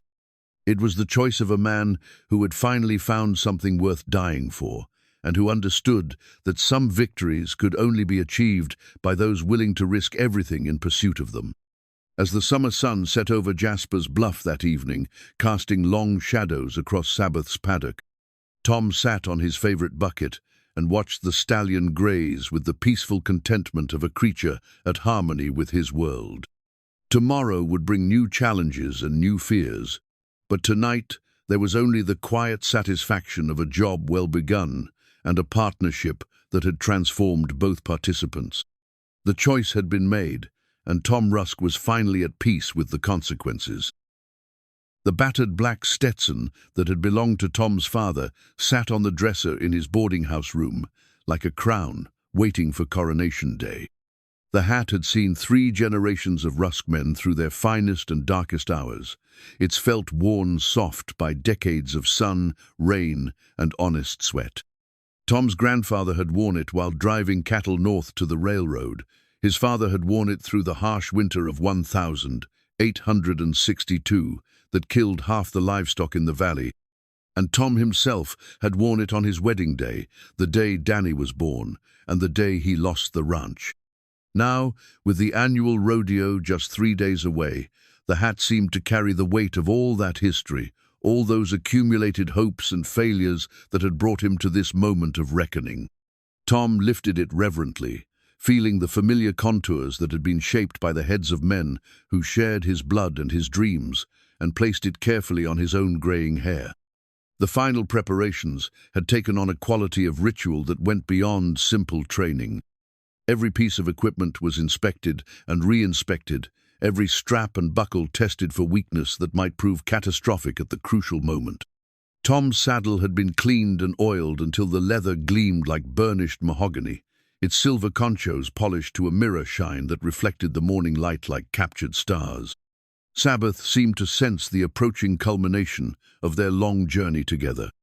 The stallion carried himself with a new energy during their practice sessions, his movements sharp and precise, his responses to Tom's subtle cues immediate and confident.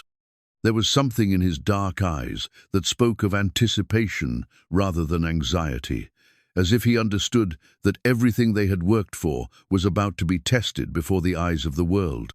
The entire town of Jasper's Bluff had become invested in the outcome of their partnership. What had begun as a source of amusement and skepticism had transformed into something approaching reverence as word spread of Tom's medical condition and his decision to continue despite the risks. Men who had mocked his gentle methods now spoke of his courage in hushed tones, and women who had dismissed him as a washed-up failure now crossed themselves when his name was mentioned. Even Jake Morrison's hostility had evolved into something more complex and uncomfortable. The younger cowboy had built his identity around being the best horseman in the valley, But Tom's success with Sabbath had forced him to confront the possibility that skill and flash were not the same thing. His accusations of trickery had fallen on increasingly deaf ears as the community began to understand what they were witnessing, not the breaking of a horse's spirit, but the forging of a partnership between equals. "I don't understand it," Jake admitted to his remaining companions at the Silver Dollar, his voice carrying none of its former arrogance. "That old man is half crippled and twice as stubborn as that black devil he's riding, but somehow they fit together like they were made for each other." The admission was as close to an apology as Jake's pride would allow, and it marked the beginning of a grudging respect that would have seemed impossible just months before. The community that had once viewed Tom as an object of pity or ridicule was beginning to see him as something else entirely, a man who had faced his demons and emerged not unscathed, but unbroken. Delilah had thrown herself into the final preparations with the intensity of a general preparing for battle. Her stables had never looked better, every surface scrubbed and painted, every piece of equipment organized with military precision. She supervised the construction of temporary seating for the spectators who were expected to arrive from as far away as Denver, all drawn by the story of the broken-down cowboy and the horse that nobody else could ride. But beneath her efficient exterior, Delilah was struggling with emotions that threatened to overwhelm her careful composure. She had grown to love Tom Rusk with a depth that surprised her, discovering in his quiet strength and gentle wisdom qualities that complemented rather than competed with the memory of her late husband. The thought of losing him, whether to death, paralysis, or simply the inevitable conclusion of their business arrangement, filled her with a dread that made it difficult to sleep or eat or think about anything else. "He's going to be fine," she told herself repeatedly, the words a mantra against fear. "He's the most careful man I've ever known, and that horse would die before he'd hurt Tom." But privately, she had made arrangements that reflected her deeper fears. Dr. Hayes would be present at the rodeo with his medical bag and a wagon ready to transport injured riders to his clinic. The nearest hospital, 2 days' ride away in Colorado Springs, had been notified to expect a possible emergency patient. She had even written letters to be delivered in the event of the worst-case scenario, messages that would ensure Tom's final wishes were honored, regardless of what happened in the arena. Dany's presence had become both a comfort and an additional source of anxiety for his father. The young man had extended his stay in Jasper's Bluff indefinitely, telling his employers in Chicago that family obligations required his continued attention. He spent his days helping with Sabbath's care and his evenings writing long letters that he never sent, trying to capture his feelings about his father's courage and his own terror at the prospect of losing him, just as they were learning to be a family again. "I should have stayed angry," Dany confided to Delilah one evening as they watched Tom work with Sabbath in the fading light. "It would be easier to watch him risk everything if I still resented him for the past." "Love always makes things more complicated," Delilah replied, understanding better than most the truth of those words. "But it also makes them worthwhile." The community's support had manifested in practical ways that touched Tom's heart more deeply than grand gestures ever could have. Mrs.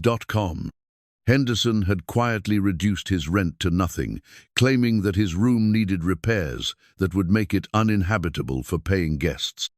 The blacksmith had refused payment for shoeing Sabbath, insisting that the privilege of working with such a magnificent horse was compensation enough. Even the postal clerk had begun delivering mail with a tip of his hat and a genuine smile, treating Tom like the important citizen he had once been rather than the charity case he had become.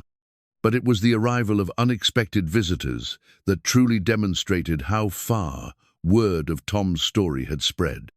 Cowboys from neighboring ranches began appearing at Delilah's stables, not to mock or criticize, but to watch the final training sessions with the respectful attention of students observing a master.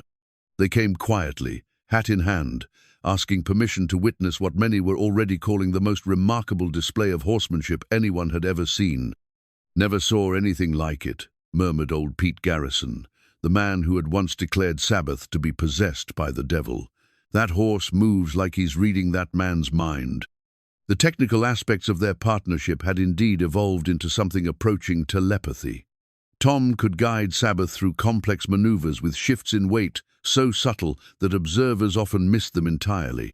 The stallion responded to the pressure of Tom's legs, the position of his hands, even the direction of his gaze, with a precision that seemed to transcend normal horse and rider communication. But the deeper magic lay in their emotional connection, the trust that had been built through months of patient interaction and mutual respect. Sabbath had not been broken in any conventional sense. He had been invited into a partnership that honored his dignity while channeling his power toward a common goal.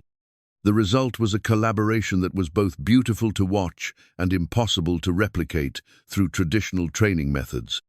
The physical challenges that Tom faced had not diminished with time or determination. If anything, his condition had worsened as the stress of training took its toll on his damaged spine. He had begun relying on a leather back brace that Dany had ordered from Chicago, a contraption that provided some support while remaining invisible beneath his shirt. The pain medication that Dr. Hayes reluctantly provided helped with the worst episodes, but it also clouded his judgment in ways that made it dangerous to use during actual riding. The letter he wrote to Dany on the night before the rodeo was perhaps the most difficult document he had ever composed.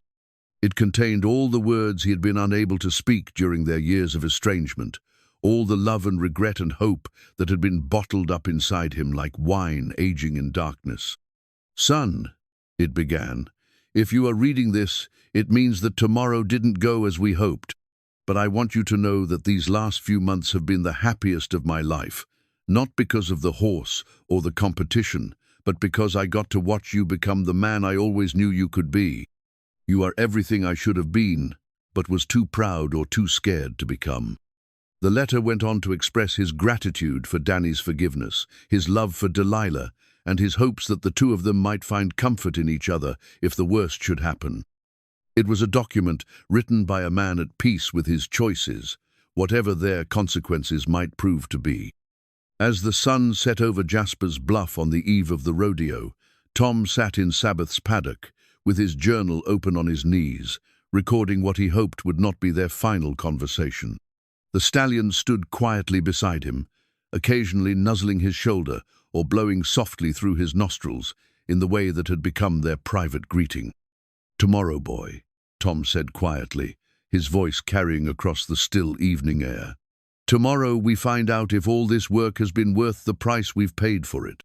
Sabbath's response was to lower his great head and rest it gently on Tom's shoulder, a gesture of trust and affection that needed no translation.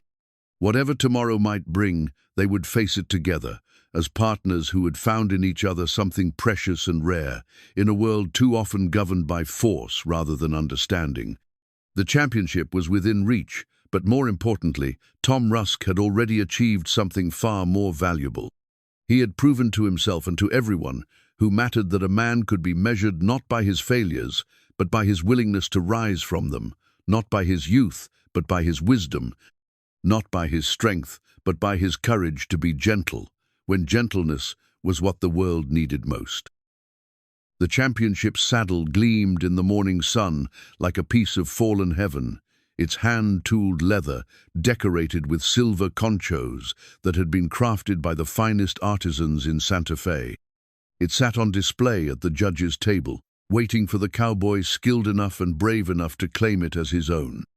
The prize represented more than just victory, was validation, recognition of mastery in a craft that separated men from boys and legends from forgotten names. The annual Jasper's Bluff Rodeo had grown over the years from a local gathering of ranchers showing off their skills to a regional competition that drew participants from 3 states and territories. This year, the crowd was larger than ever, drawn by stories of the unusual partnership between a washed-up cowboy and an unrideable horse. Special trains had brought spectators from as far away as Kansas City, and the temporary grandstands that Delilah had commissioned were filled to capacity with people who had come to witness what many were calling the most anticipated ride in rodeo history. Tom stood at the edge of the arena, His father's black Stetson pulled low over eyes that betrayed none of the pain that shot through his spine with every breath. The leather back brace beneath his shirt felt like a cage around his ribs, but it was the only thing keeping him upright as waves of agony threatened to buckle his knees. He had taken the minimum dose of laudanum that Dr. Hayes deemed safe enough to take the edge off his suffering, but not so much as to cloud the reflexes that might mean the difference between life and death. Sabbath stood beside him with the calm dignity of a king surveying his domain. The stallion's black coat had been groomed to perfection, each hair lying flat and gleaming like polished obsidian. His mane had been braided with leather strips that matched Tom's chaps, and his hooves had been oiled until they shone like mirrors. But it was his bearing that truly set him apart from the other horses in the competition, the way he held his head high without arrogance, the way his dark eyes surveyed the crowd with interest rather than fear.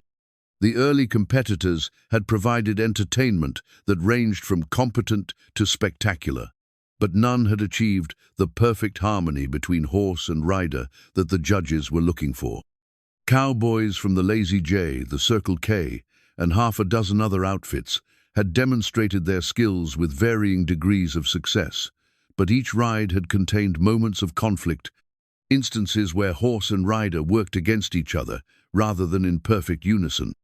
Jake Morrison had drawn the slot immediately before Tom, a piece of scheduling that felt like either cosmic justice or cruel irony, depending on one's perspective. The younger cowboy had prepared for this moment with the same intensity that had characterized his entire approach to competition, pushing his paint gelding through exercises designed to showcase speed and flash rather than subtlety and communication. When Jake's name was called, he entered the arena with all the swagger and confidence that had made him the betting favorite among those who still believed that youth and strength mattered more than patience and wisdom. His horse was Magnificenta Pinto, with the bloodlines and training that money could buy, and Jake himself cut an impressive figure in his silver-studded chaps and hand-tooled boots. The ride began well, with horse and rider moving through the required patterns with precision and speed that drew appreciative murmurs from the crowd. Jake's technique was flawless, his seat secure, his hands steady on the reins. He guided his mount through the obstacle course with the kind of aggressive confidence that had served him well in countless competitions, demanding performance and getting it through superior skill and iron will. But as the ride progressed, the subtle signs of strain began to show. Jake's horse, for all his training and bloodlines, was responding to commands rather than anticipating them, following directions rather than participating in a true partnership.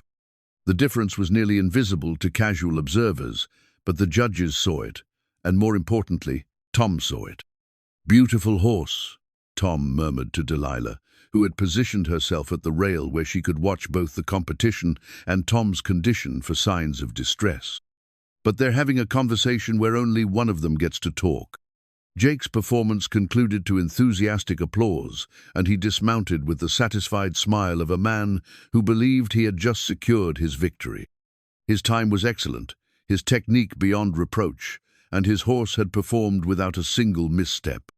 As he led his pinto from the arena, he paused near Tom with an expression that mixed respect with residual resentment. "Good luck, old man," he said, the words carrying a grudging acknowledgement of Tom's courage. "Whatever else happens out there, you've got more sand than I gave you credit for." It was as close to an apology as Jake's pride would allow, and Tom accepted it with a nod that conveyed understanding rather than forgiveness.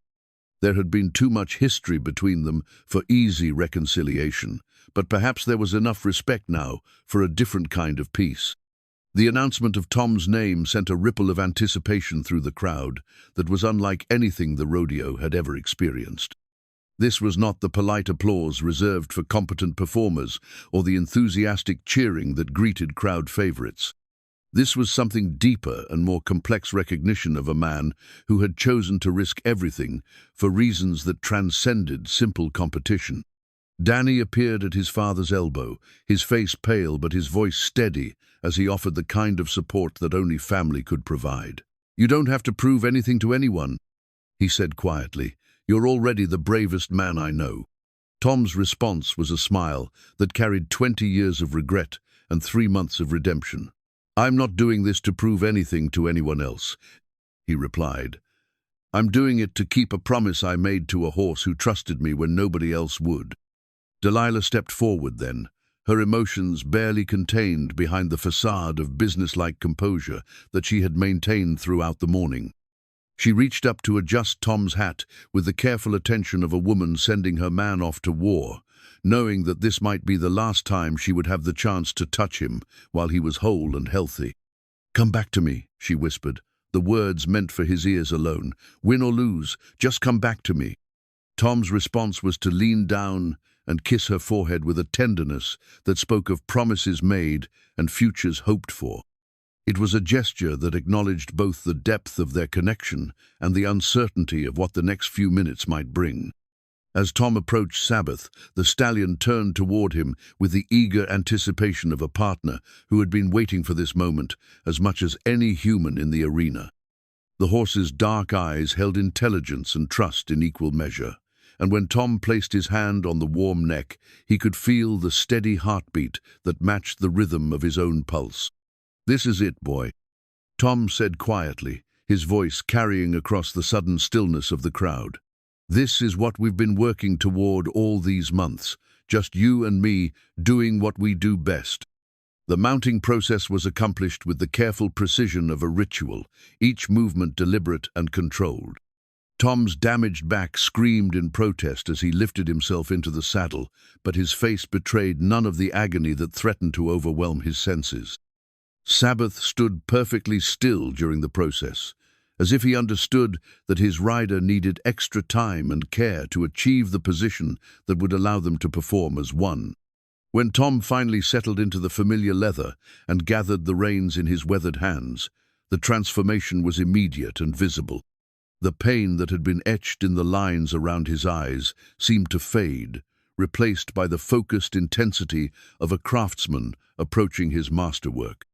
Sabbath felt the change as well, his muscles coiling with the controlled power of a spring compressed and ready to release. The arena fell silent except for the whisper of wind through the wooden grandstands and the distant sound of a meadowlark calling from somewhere beyond the mountains. Even the horses in the nearby corrals seemed to sense the importance of what was about to unfold, standing quietly with their ears pricked forward toward the center of attention. Tom touched his heels to Sabbath's sides with the gentlest pressure, and the stallion moved forward with the fluid grace of water flowing downhill. There was no jerking or pulling, no conflict between what the rider wanted and what the horse was willing to give. They moved as one entity, sharing thought and intention in ways that made it impossible to tell where one ended and the other began. The crowd released its collective breath in a sigh of wonder as horse and rider began their performance, and even the most experienced horsemen in the audience found themselves leaning forward to witness something they had never seen before, a perfect partnership between man and animal, built on trust rather than dominance, communication rather than control. This was not just a ride, this was poetry in motion, a dance choreographed by months of patient work and performed by partners who had learned to trust each other with their lives. The blue silk ribbon that would crown the champion fluttered in the mountain breeze like a captured piece of sky, its satin surface catching the afternoon light as it waited to fulfill its destined purpose. Tom had dreamed of that ribbon during the long nights when pain kept sleep at bay, imagining how it would feel to have his worth validated before the eyes of everyone who had written him off as a broken-down failure.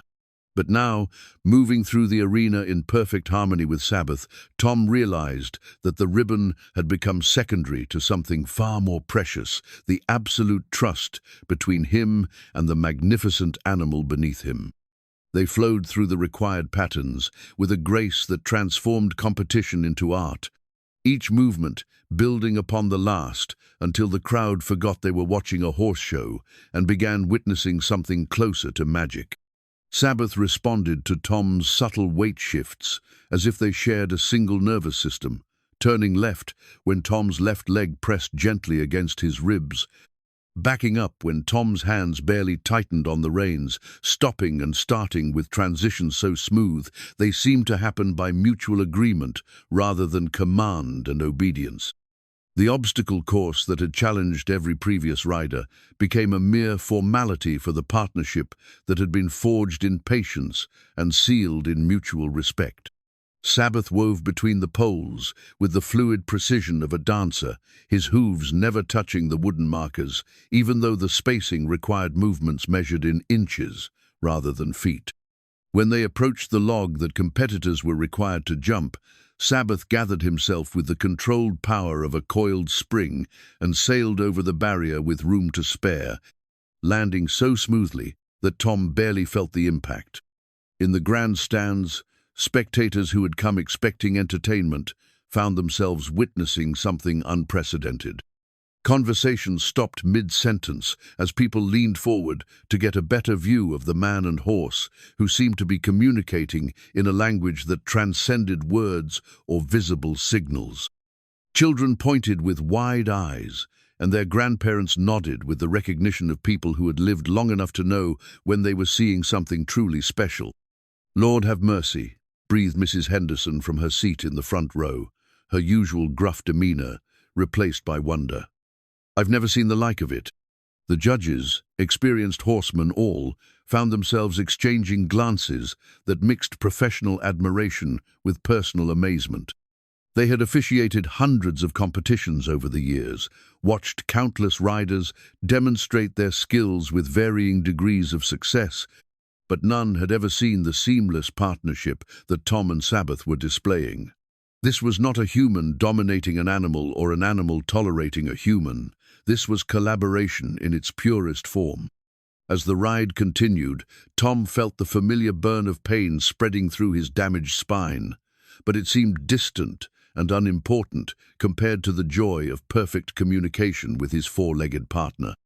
Sabbath was performing beyond even Tom's highest expectations, his every step demonstrating the intelligence and nobility that Tom had seen in him from their first meeting. The crowd was on its feet now, their initial polite attention transformed into genuine awe as they watched something that would be talked about for generations. Even Jake Morrison, his own competitive instincts temporarily set aside, found himself applauding with the rest of the spectators, his earlier resentment overwhelmed by recognition of true mastery. The final element of the competition required horse and rider to demonstrate their partnership through a series of rapid direction changes that tested both communication and athletic ability. Sabbath approached this challenge with the enthusiasm of an athlete in perfect condition, his muscles rippling beneath his gleaming coat as he pivoted and spun with balletic precision. Tom's hands on the reins were so light they seemed to barely make contact with the leather, yet Sabbath responded to every subtle indication with immediate understanding. Left, right, back, forward the stallion moved through the sequence with the fluid confidence of a creature that had found perfect harmony with his human partner. As they completed the final turn and headed toward the center of the arena, where tradition demanded they stop for the judges' final evaluation, Tom felt a moment of perfect clarity that made all the pain and risk worthwhile. This was what he had been searching for without knowing it, not victory or vindication, but the simple joy of doing something extraordinarily well with a partner who trusted him completely. Sabbath came to a halt in the precise center of the arena with the controlled grace of a dancer hitting their mark, his sides barely moving despite the exertion of the previous minutes. Tom sat straight in the saddle, despite the agony that was beginning to reassert itself in his spine, his weathered face showing none of the pain that threatened to buckle his resolve. The silence that followed their performance was complete and profound, as if the entire crowd was holding its breath while trying to process what they had just witnessed. Then, starting with a single person in the back of the grandstand, applause began to build like a gathering storm, spreading through the crowd until it became a thunderous ovation that seemed to shake the wooden structures and echo off the surrounding mountains. People were standing now, not just clapping but cheering with the kind of enthusiasm usually reserved for heroes returning from war. Hats sailed into the air, and more than one weathered cowboy wiped tears from his eyes without shame or apology. They had come to watch a competition, but they had witnessed something far more significant: the triumph of patience over force, understanding over dominance, and heart over circumstance. Dany vaulted over the arena rail and ran toward his father, his businessman's dignity forgotten in the emotion of the moment. Delilah followed more carefully, her skirts hampering her progress, but her face shining with pride and relief. Even the judges abandoned their usual formal protocol, approaching Tom and Sabbath with the respect due to artists who had just delivered a masterpiece. The announcement of the winner was a mere formality. Tom Rusk and Sabbath had not just won the competition, they had redefined what it meant to achieve perfect partnership between human and animal. The blue ribbon was placed around Sabbath's neck with ceremony befitting a coronation, and the championship saddle was presented to Tom with words of recognition that acknowledged not just his skill but his courage in pursuing excellence despite overwhelming obstacles. But as Tom accepted the accolades and tried to smile for the crowd that continued to cheer his name, the pain in his back reached a crescendo that could no longer be ignored. The adrenaline that had carried him through the ride was fading, leaving behind the full weight of his medical condition and the price he had paid for this moment of glory. He managed to dismount from Sabbath with the same careful control that had characterized his riding, but once his feet touched the ground, his legs gave way beneath him. He collapsed in the arena dirt, still clutching Sabbath's reins, the championship ribbon fluttering in the wind above them both, like a banner of victory that had cost everything to claim. The crowd's celebration turned to concerned silence as Dr. Hayes rushed into the arena, his medical bag in hand and his face grim with professional concentration. Dany reached his father first, dropping to his knees in the dust without regard for his expensive clothes, his hands gentle but desperate as he tried to determine the extent of Tom's collapse. "Pa," he said, his voice breaking with emotion. "Pa, talk to me." Tom's eyes opened, focusing with effort on his son's worried face. Despite the pain that threatened to overwhelm his senses, he managed a smile that conveyed satisfaction rather than suffering. "Did we win?" he whispered, though the blue ribbon around Sabbath's neck made the question unnecessary. "You won," Dany confirmed, tears streaming down his face. "You won everything that matters." Above them, Sabbath stood guard over his fallen partner, his great head lowered protectively, as if he understood that the man who had given him dignity and purpose now needed protection in return. The stallion's dark eyes reflected the same concern that showed in every human face surrounding them, proof that the bond they had forged transcended species and would endure regardless of what the future might hold. The partnership agreement between Tom Rusk and Delilah Vane was signed 3 months after the rodeo, the ink still wet on paper, that represented not just a business arrangement, but a new beginning built on mutual respect and shared purpose. Tom's signature was steadier now than it had been in the weeks following his collapse, though his recovery had been longer and more uncertain than anyone had dared hope during those first dark days when Dr. Hayes spoke in whispers about permanent paralysis and the possibility that the man who had achieved perfect harmony with an untamable horse might never walk again. But Tom Rusk had proven himself to be as stubborn about healing as he had been about everything else that mattered to him. The weeks of bed rest that followed his triumph had been the most difficult of his life, not because of the physical pain, though, that had been considerable, but because of the forced separation from Sabbath and the work that had given his life meaning again. Dany had brought him daily reports from the stables, describing how the stallion seemed to be waiting for his partner's return, with the patient loyalty of a friend who understood that some things were worth waiting for. The morning Tom finally managed to walk to Sabbath's paddock without assistance marked a turning point, not just in his recovery, but in his understanding of what the future might hold. The stallion had approached the fence with the same gentle enthusiasm that had characterized their first meeting, and when Tom rested his hand on the familiar neck, both man and horse seemed to release breath they had been holding for months. "Hello, boy," Tom had whispered, his voice rough with emotion. "Miss me?" Sabbath's response had been to blow softly through his nostrils and lean into Tom's toucher, greeting that conveyed more than words ever could about the bond that had survived both triumph and trauma. The new arrangement that emerged from Tom's recovery was more generous than anything he had dared imagine during his darkest moments. Delilah had offered him not just employment, but partnership in the management of her stables, recognizing that his skills as a trainer were too valuable to waste on mere hired-hand duties. The position came with a small house on the property, a modest salary, and most importantly, the daily opportunity to work with horses that responded to his gentle methods with the same trust that Sabbath had shown. Dany's decision to leave Chicago permanently and join his father in the horse training business had surprised everyone, including himself.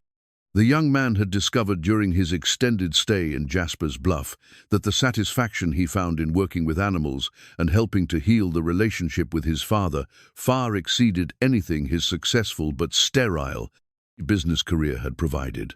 The partnership they formed was built on mutual respect rather than the traditional hierarchy of father and son, each bringing different strengths to their shared enterprise.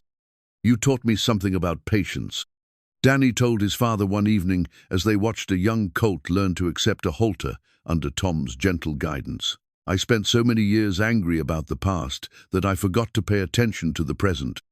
Tom's response was the kind of smile that had become more frequent since his recovery began, at the careful expression of a man guarding against disappointment, but the genuine warmth of someone who had learned to accept good fortune when it arrived unexpected and undeserved.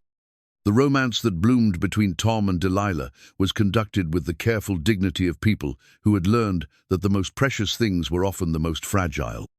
Their courtship consisted of long conversations over morning coffee, shared meals that stretched into evening discussions about horses and dreams, and the strange ways that life could surprise people who had stopped expecting surprises.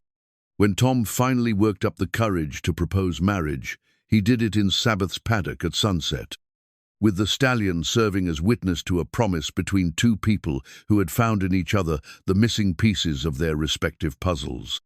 Delilah's acceptance was given with tears and laughter in equal measure, and her kiss tasted of hope and second chances. The wedding itself was a simple affair held in the garden behind Delilah's house, with Sabbath wearing ribbons in his mane and serving as unofficial ring-bearer. The ceremony was attended by most of Jasper's Bluff, including Jake Morrison, who had become one of Tom's most dedicated students in the months following the rodeo. The younger cowboy had discovered that there was more satisfaction in earning a horse's cooperation than in forcing its submission, and his own skills had improved dramatically under Tom's patient instruction. The training methods that Tom had developed through his work with Sabbath began to attract attention from horsemen throughout the territory. Young cowboys traveled from hundreds of miles away to spend weeks learning techniques that emphasized communication over domination, patience over force. Tom found himself becoming something he had never expected, a teacher whose influence would extend far beyond his own achievements. "It's not about breaking them," he would tell his students as they worked with horses that had been deemed difficult or dangerous by previous trainers. "It's about finding out what they need from you and then being willing to provide it. Horses want to cooperate. They just need to trust that cooperation won't be used against them." The transformation of Sabbath from an unrideable rebel to a willing partner had become legendary throughout the region. But Tom understood that their story was about more than just training techniques. It was about the possibility of redemption for any human or animal who had been written off as hopeless. It was proof that patience could accomplish what force never could, that understanding was more powerful than dominance, and that the most meaningful victories were often achieved by those who had learned to redefine what winning actually meant. On quiet evenings, when the day's work was done and the mountains turned purple in the fading light, Tom would often sit on the front porch of his small house and watch Sabbath graze in the paddock that had become their shared kingdom. Delilah would join him with 2 cups of coffee, and they would talk about the future with the comfortable ease of people who had learned to appreciate the present. Dany had begun courting Sarah Mitchell, the schoolteacher who had arrived from Denver the previous spring, and their engagement had been announced with the kind of celebration that small towns reserved for events that promised continuity and hope. Tom looked forward to grandchildren who would grow up around horses and learn from their earliest years that strength was not the same thing as force, that leadership meant service rather than dominance. The legacy that Tom was building extended beyond his immediate family, to encompass anyone who had witnessed his partnership with Sabbath and understood its deeper meaning. His story had become part of the folklore of the region, the tale of a broken man who had refused to stay broken, who had found in an untamable horse the key to his own redemption. But perhaps the most significant aspect of Tom's transformation was the quiet confidence that now characterized his daily life. Gone was the defeated resignation that had marked his arrival in Jasper's Bluff, replaced by the steady assurance of a man who knew his own worth and had stopped depending on others to validate it. He had learned that success was not the absence of failure, but the willingness to rise from failure with grace and determination. As winter approached and the first snow dusted the mountain peaks, Tom found himself looking forward to the challenges and opportunities that the coming seasons would bring. There were young horses to train, students to teach, and a family to build with the woman who had seen past his failures to the man he was capable of becoming. Sabbath, now recognized throughout the territory as one of the finest horses ever bred in the region, continued to serve as both partner and teacher. The stallion had sired several foals who inherited his intelligence and noble bearing, ensuring that his legacy would continue through future generations. But more importantly, he remained Tom's daily reminder that the most valuable things in life could not be taken by force. They could only be offered freely by those who chose to trust. The sun was setting over Jasper's Bluff as Tom closed his journal and prepared for another peaceful evening in the life he had built from the ashes of his old failures. Tomorrow would bring new challenges, new students, new opportunities to prove that patience and understanding could accomplish what seemed impossible to those who relied on force and fear. In the distance, Sabbath lifted his magnificent head and nickered softly, a sound that carried across the evening air like a greeting between friends. Tom smiled and touched the brim of his father's old halter gesture that connected him to generations of horsemen who had understood that the greatest victories were won, not through conquest, but through partnership, not by breaking spirits, but by healing them, not by demanding submission, but by earning trust, one careful day at a time.